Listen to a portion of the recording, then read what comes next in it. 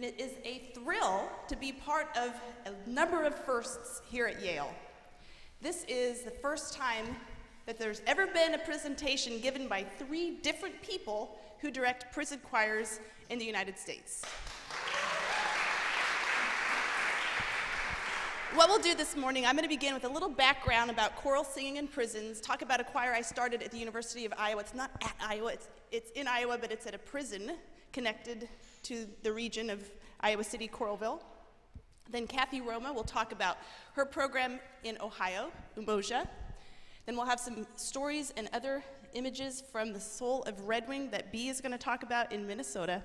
Then we'll have a little tag team reflection of our biggest frustrations and rewards and opportunities for you to ask questions about our programs.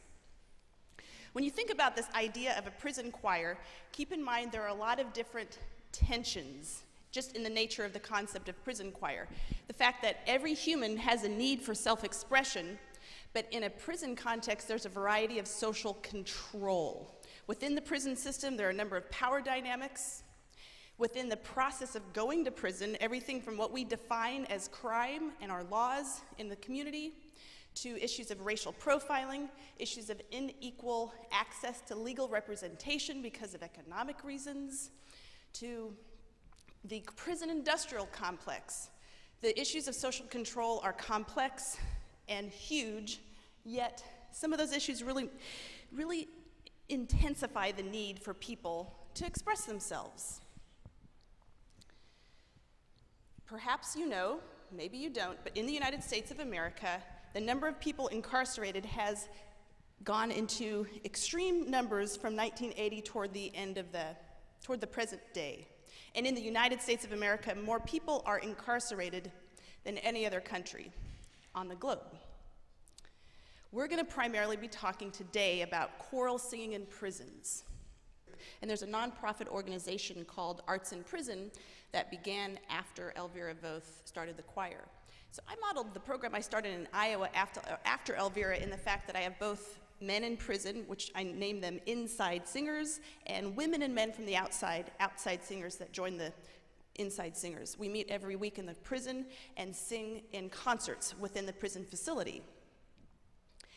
I also have combined a lot of research and teaching with the project, so it's kind of all interrolled into my work at the University of Iowa, where I have some graduate seminars where the topics are related to things such as teaching music in alternative contexts, and the students sing in the choir as a service learning component to class content. I've also co-taught some topics in human rights classes. In those classes, the undergraduate students come to the prison to watch a rehearsal or to see the concert, write reflections, and pretty much every time they say they didn't know that people in prison were people. We've paired some books with the semesters where I give them a menu of writing prompts with ideas to read, think about from the books. And then they write, they bring in their writing, exchange with someone else. The next week I read their writing and the reflection from that person, and someone in the group will make a newsletter from excerpts of all the writing, and everyone in the whole chorus receives the newsletter. And it's really given an opportunity for the people in the choir to get to know one another across the group. We've also done a lot with the writing where the writing ends up being an introduction to some of the selections at our concerts. The summer season of '09, the second season of the concert, of the choir, instead of pairing a book with the writing component, we did songwriting, where I gave them all sorts of ideas for topics for writing lyrics. And we performed 3 of those original songs that first season. What ended up happening is we continued that next fall. Many of the inside singers would turn in original lyrics that they had come up with that they'd ask me to set to music. And it became extremely evident quickly that these men really enjoyed the opportunity to express themselves through songwriting. So what we ended up doing starting the summer of 2010 was we did songwriting workshops. And those have continued. We're in the 3rd season of the summer songwriting workshops, and we also have been doing shorter workshops before and after the choir concerts. On my ID, I am. Then your excuse not to like me, I am. Then discharged of my conviction, I am. Then all your negative predictions, I am. Then the title of offender, I am. Then last place on your agenda, I am. Then just a neighborhood felon, and I am. Then just a victim of the system, I am. Then you lay down letter, and I am. Then a pill line oppressor, and I am. Then just a human, your dog, you see me, I'll be a child of God. That's why the choir singing. And I am so much. Yes, I am so much. Yes, I am so much. Now check this out. We'll move on to Kathy Roma, who's going to talk about her program in Ohio.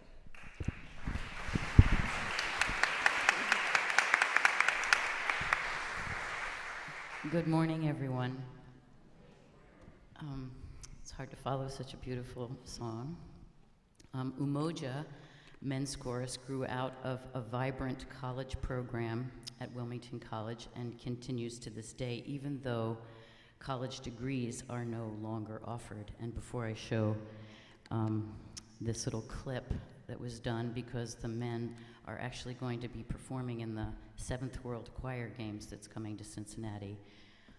So we're going to see that momentarily. But you know, it's a Quaker college where I teach, and the Quakers believe there is that of God in all people, and they have been involved in education in prison since 1968. So I'd like to show this clip. And as the clip is setting up, one thing to think about is this question of purpose. Teacher and student. Dr. Catherine Roma runs the music department at Wilmington College.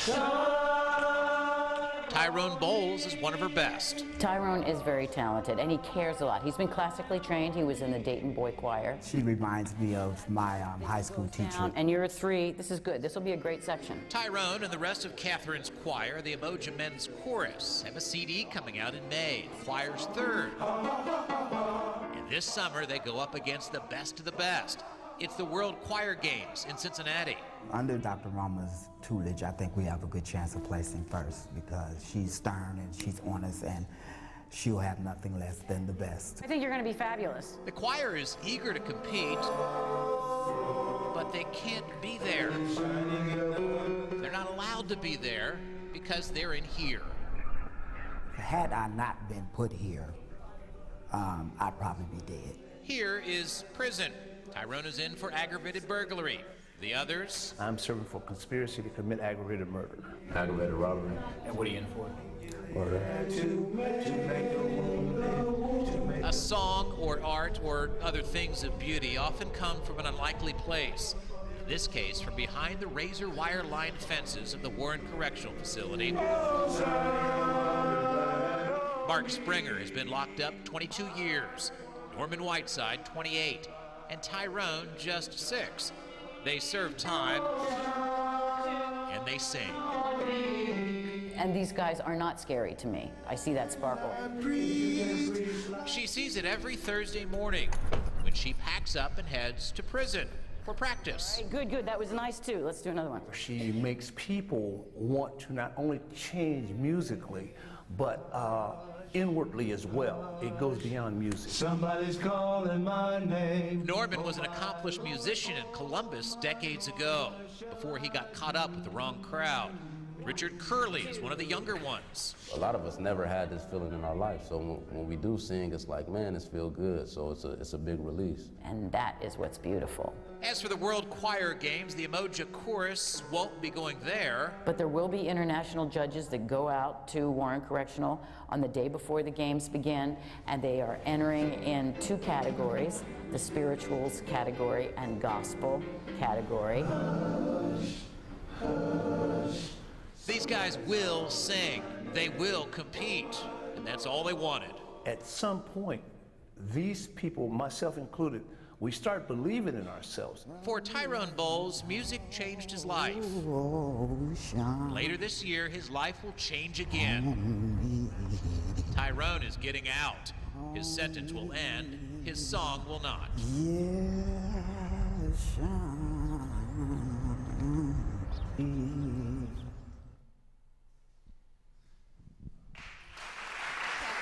Before B goes, I want to just briefly mention on that handout, one of the articles, it's a book chapter that I wrote where I got to do some research about both choirs. I got to travel to Warren and I got to travel to Red Wing. And the day I traveled to Red Wing, I saw the Soul of Red Wing perform for it was a graduation ceremony.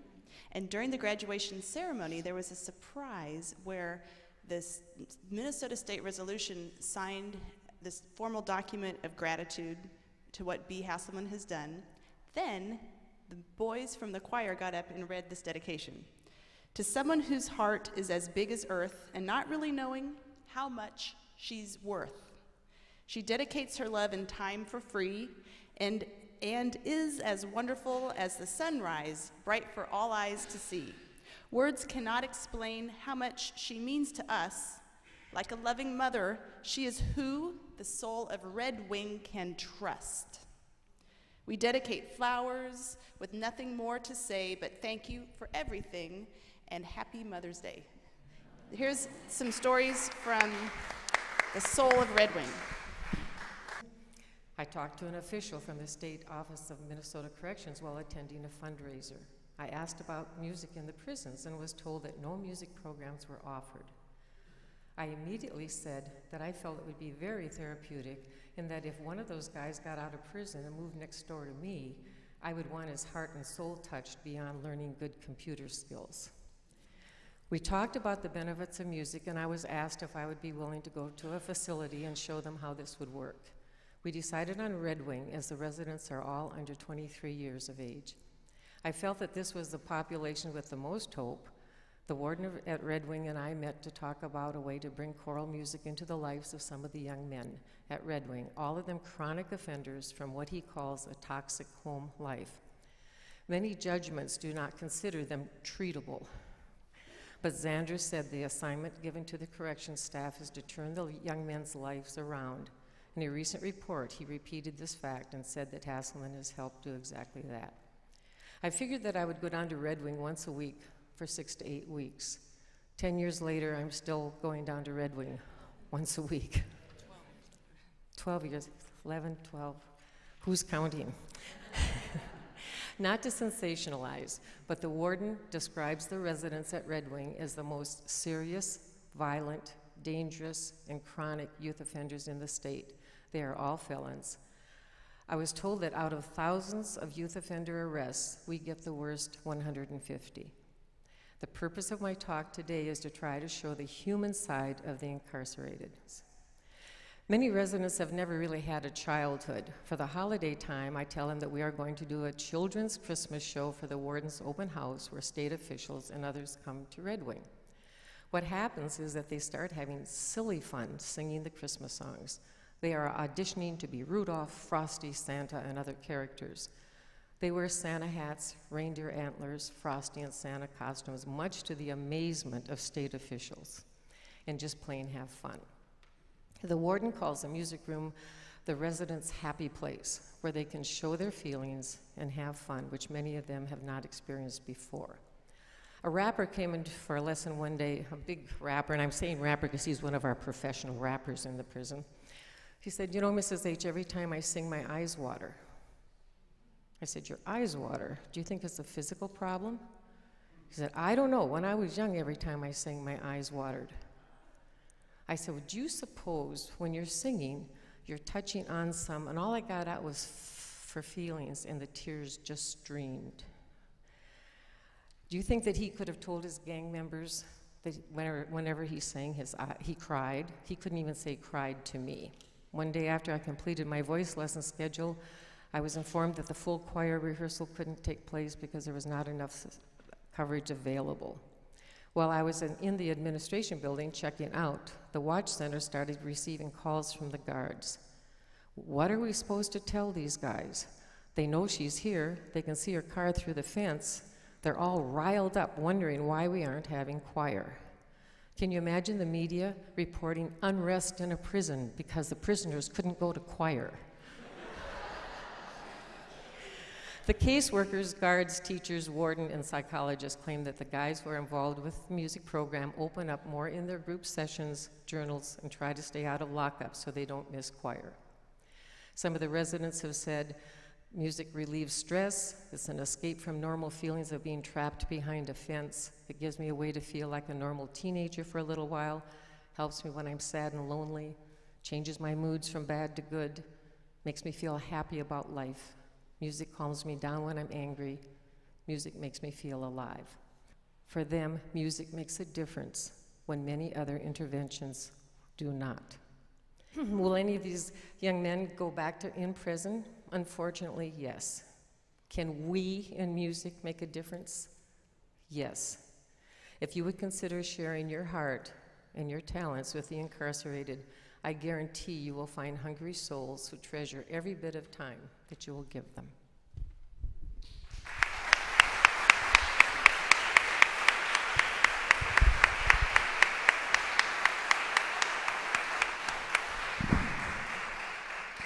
Next, we'd like to open up to questions and do a quick little round robin, biggest frustrations and rewards, where we each just briefly say something. And I have just a few. The dehumanizing aspects of the prison system, mistaken assumptions about people being in prison, prison rules and bureaucracy. And one of the things that's kind of hard to wrap your fingers around are issues of narcissism, and within the choir, how that can play out.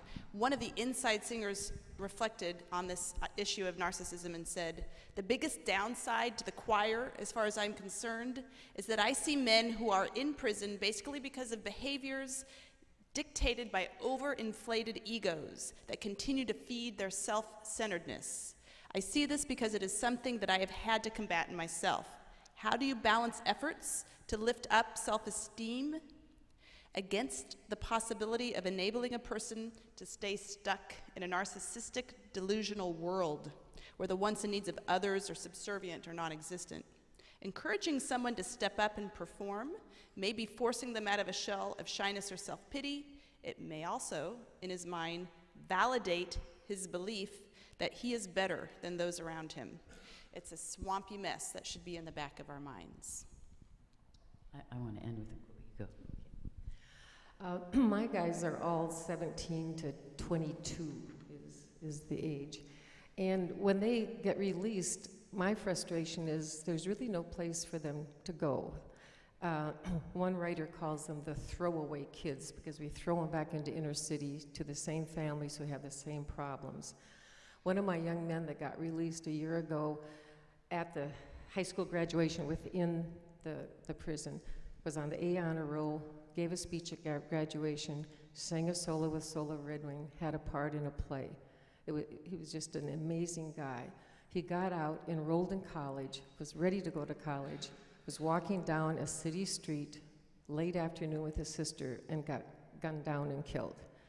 And this is happening more and more and more. And it's just, where do they go? I mean, they've gotten all this in prison, and then they go right back to where. One fellow, I'll make it really quick, one fellow told me that to leave the gang, he would have to kill or be killed. And I said, why couldn't you just go someplace? He said, they would find me. So that's what our guys are facing when they get out. That's my frustration. I want to talk first about a reward, and that is that I have a Martin Luther King chorale is competing in the World Choir Games. It's a 124-voice, interracial, interdenominational choir, and one of my former singers is a part of that choir. So that's very exciting and wonderful. I'm going to end with a quote. This book is mentioned on it's listed on your yellow sheet. It's called The New Jim Crow, Mass Incarceration in the Age of Colorblindness. I just want to quote Michelle Alexander here. The fate of millions of people, indeed the future of the black community itself, may depend on the willingness of those who care about racial justice to re-examine their basic assumptions about the role of the criminal justice system in our society. The fact that more than half of the young black men in many large American cities are currently under the control of the criminal justice system saddled with criminal records is not, as many argue, just a symptom of poverty or poor choices, but rather evidence of a new racial caste system at work. I use the term racial caste in this book the way it is used in common parlance to denote a stigmatized racial group locked into an inferior position by law and custom. Jim Crow and slavery were caste systems. So is our current system of mass incarceration. So that's my worry and my frustration. Thank you very much.